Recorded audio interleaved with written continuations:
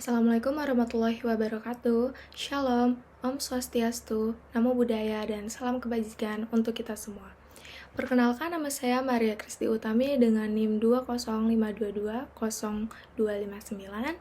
dengan mata kuliah Hukum Pidana kelas C.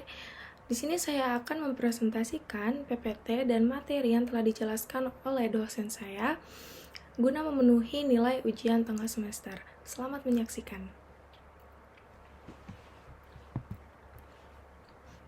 Ilmu hukum pidana.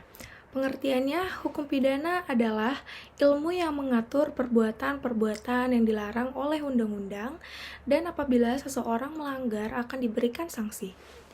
Tujuan hukum pidana secara umum adalah untuk melindungi masyarakat. Hukum pidana melarang perbuatan yang menyebabkan atau mengancam kepentingan umum.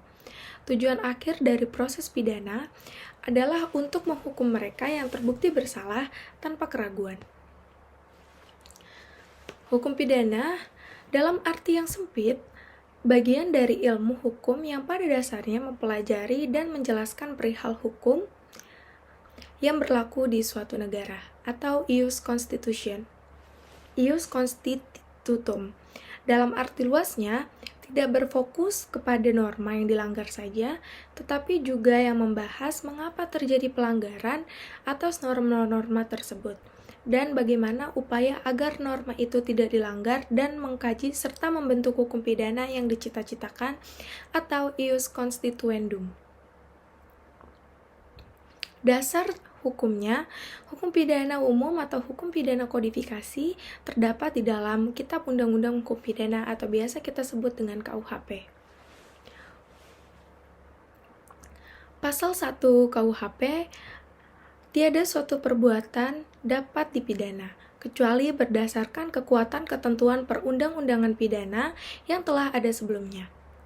Ayat yang kedua, jika ada perubahan dalam perundang-undangan setelah perbuatan dilakukan, maka terhadap terdakwa diterapkan ketentuan yang paling menguntungkan.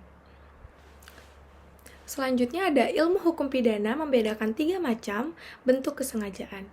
Yang pertama ada kesengajaan sebagai maksud, atau offset eyes outmark. Bentuk kesengajaan sebagai maksud sama artinya dengan menghendaki. Untuk mewujudkan suatu perbuatan, menghendaki untuk tidak berbuat atau melalaikan kewajiban hukum. Yang kedua ada kesengajaan sebagai kepastian. Kesadaran seseorang terhadap suatu akibat yang menurut akal orang pada umumnya pasti terjadi oleh dilakukannya suatu perbuatan. Apabila perbuatan tertentu yang disadarinya pasti menimbulkan akibat yang tidak dituju itu dilakukan juga, maka di sini terdapat kesengajaan sebagai kepastian. Kesengajaan sebagai kemungkinan yang ketiga disebut juga dengan dolus eventualis. Kesengajaan sebagai kemungkinan adalah kesengajaan untuk melakukan perbuatan yang diketahuinya bahwa ada akibat lain yang mungkin dapat timbul yang ia tidak inginkan. Namun begitu besarnya kehendak untuk mewujudkan perbuatan tersebut, ia tidak mundur dan siap mengambil resiko untuk melakukan perbuatan tersebut. Kesalahan sebagai faktor penentu dalam menentukan dapat tidaknya seseorang dipertanggungjawabkan secara pidana dapat dibedakan dalam 2 bentuk, yaitu kesalahan dalam bentuk kesengajaan atau dolus atau offset dan kesalahan dalam bentuk kealpaan atau culpa. Kesalahan dalam arti yang seluas-luasnya dapat disamakan dengan pengertian pertanggungjawaban pidana, di mana di dalamnya terkandung makna dapat dicelanya si pembuat atas perbuatannya. Tentang kesalahan ini, Bambang Purnomo menyebutkan bahwa kesalahan itu mengandung segi psikologis dan segi yuridis. Segi psikologis merupakan dasar untuk mengadakan pencelaan yang harus ada terlebih dahulu. Baru kemudian segi yang kedua untuk dipertanggungjawabkan dalam hukum pidana. Dasar kesalahan yang harus dicari dalam psikis orang yang melakukan perbuatan itu sendiri dengan menyelidiki bagaimana hubungan batinnya itu dengan apa yang telah diperbuat. Delik atau culpa adalah delik yang memuat kealpaan sebagai salah satu unsur.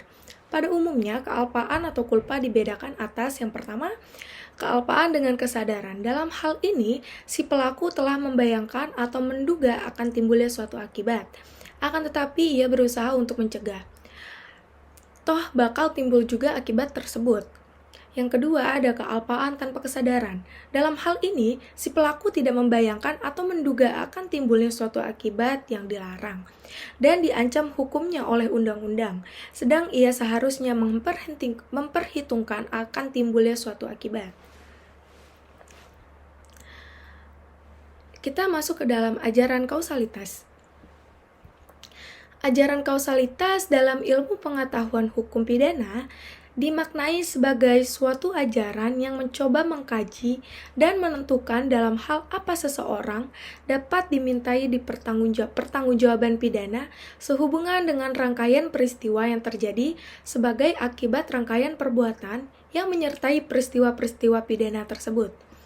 Kausalitas adalah hubungan sebab akibat yang jika dikaitkan dengan tindak pidana, maka teori kausalitas membantu menjawab bahwa dari rangkaian perbuatan atau kejadian manakah yang menjadi sebab dari akibat yang timbul.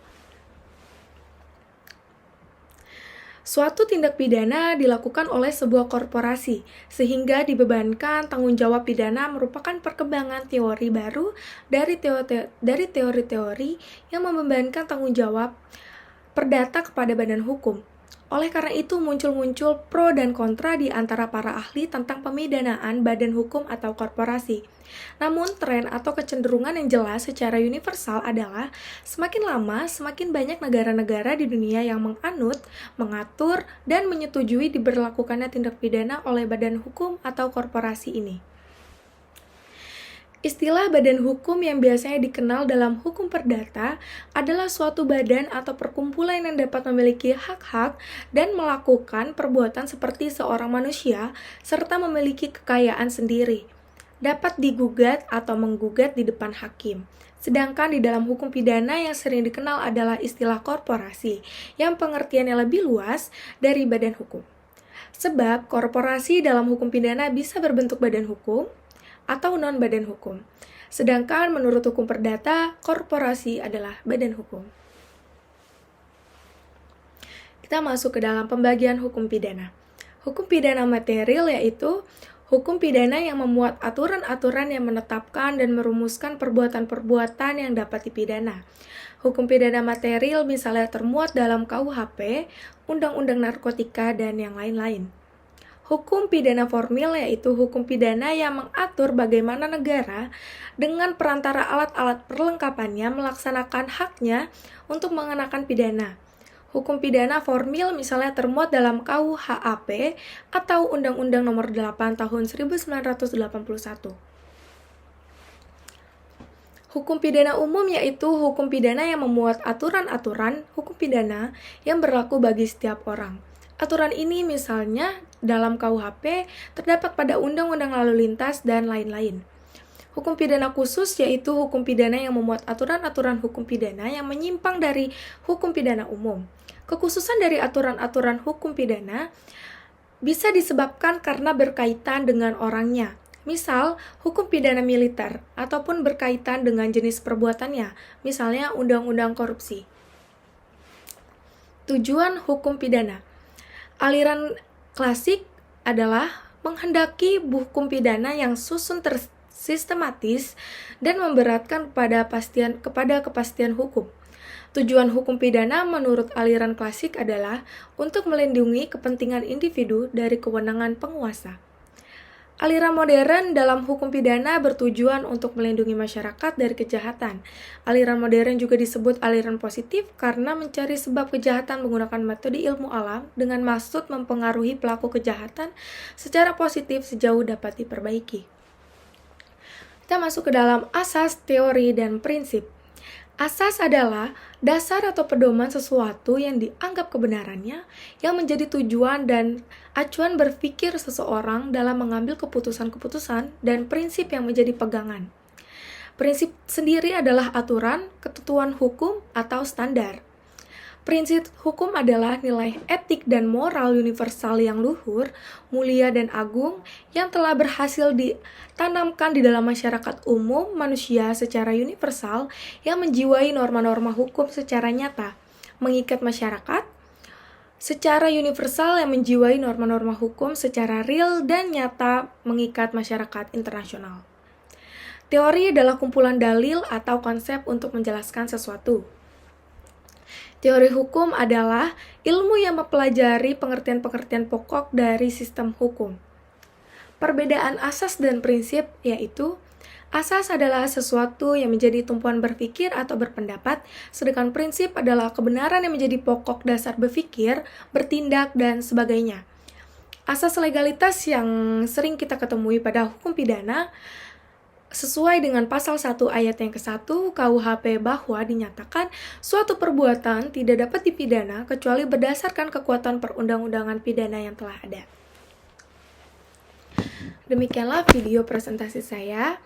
Kurang lebihnya mohon maaf karena kita sama-sama belajar. Wassalamualaikum warahmatullahi wabarakatuh. Shalom, Om Santi Santi Om, Namo Buddhaya, dan salam kebajikan untuk kita semua.